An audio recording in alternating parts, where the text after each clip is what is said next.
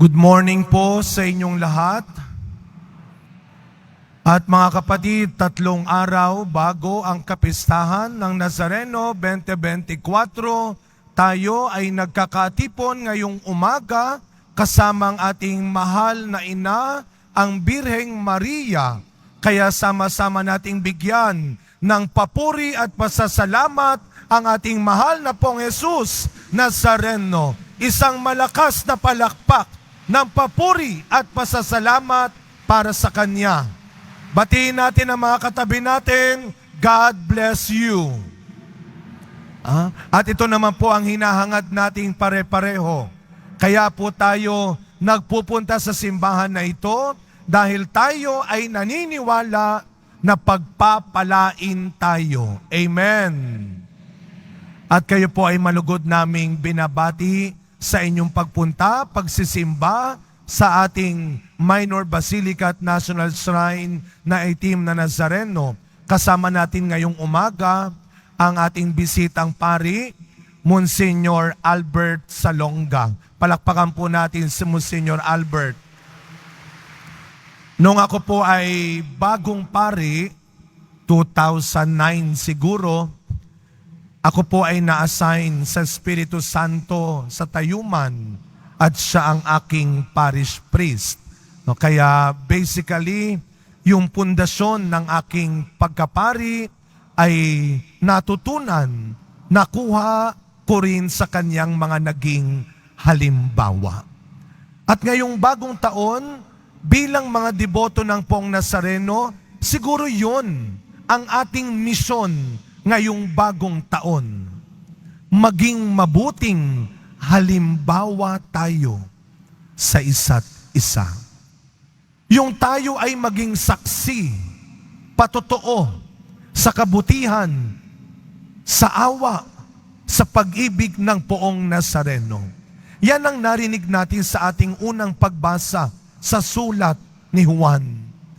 Na bilang mga tagasunod ni Kristo, sana tayo maging mabuting halimbawa. Sana tayo ay magbigay ng tamang halimbawa sa iba. Ako po ay sagot ng sagot sa mga tanong ng mga kapatid natin sa media. Sa totoo lamang po, ito ang pinagdadasal ko, na sana nga ho, na yung pagdating sa seguridad, sa disiplina, magpakita po tayo ng tamang halimbawa sa iba. Huwag tayong magpagaya sa iba ng mali. Lalo na kapag tayo po ay nagsusuot pa naman ng uniforme ng Nazareno, meron tayong kwintas ng Nazareno, meron tayong hawak ng Nazareno, pero ang ugali natin, hindi makakristyano, hindi makatao. Malabo yun. Malabnaw yun. Hindi totoo yun. Kaya nga ito ang maging ipagdasal natin ngayong bagong taon, na sana tulungan tayo ng Diyos upang isang araw, kagaya ng magandang narinig natin sa ating ebanghelyo ngayon, nung ipakilala ng Ama ang kanyang anak, sana isang araw tayo rin. Pag tinitignan tayo ng Poong Nazareno, sana ang nasasabi niya, ito ang minamahal kong deboto. Lubos ko siyang kinalulugdan. Kaya tanungin natin ang sarili natin, sa tingin ninyo, pag magtutulakan tayo, pag mag-uunahan tayo, pag magsisigawan tayo, pag magsasakitan tayo, pag maglalamangan tayo, so anong sa tingin ninyo? Matutuwa kaya ang Poong Nazareno?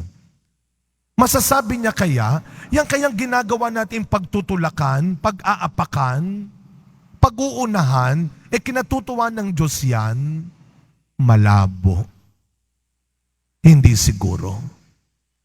Kaya nga ho, katulong ng inyong mga panalangin, hindi lamang po ng mga kapulisan, hindi lang ng ating mga opisyal. Ipagdasal natin na sana yung 3 hangarin ay matupad lalo na ngayong 9 ng Enero. Gawin nating banal, maayos at ligtas ang ating pagdiriwang. Sa pagpapatuloy ng ating misa, mga kapatid, kung di ako nagkakamali sa aking bilang, first Saturday of the year ngayon. Unang Sabado ng taon. Kung kahapon, napakahalaga sa ating mga deboto ang First Friday. Huwag niyong kalilimutan. Wala rin tayong First Friday kung walang First Saturday. Dahil ang araw ng Sabado ay inilalaan naman natin sa nanay ng Poong Nazareno, kay Maria. Kaya kung tayo ay mga deboto ng Poong Nazareno, mamahalin natin si Maria. Dahil kung ako bilang isang batang pari natuto kay Monsignor Albert, kung kayo bilang mga anak may natutunan kayo sa magulang ninyo, may natutunan kayo sa mga naging teachers ninyo, dapat mahalin natin si Maria. Dahil bilang taong totoo, natuto si Jesus sa kanyang nanay kung paano maging mapagbigay, maarugain, maawain, mapagmahal. Sa misang ito, kasama ni Maria, ngayong bagong taon, dagdagan natin ang lakas ng loob, ang kabutihan ng loob, upang tayo ay tunay na maging debotong minamahal at kinalulugdan ng Diyos. Amen.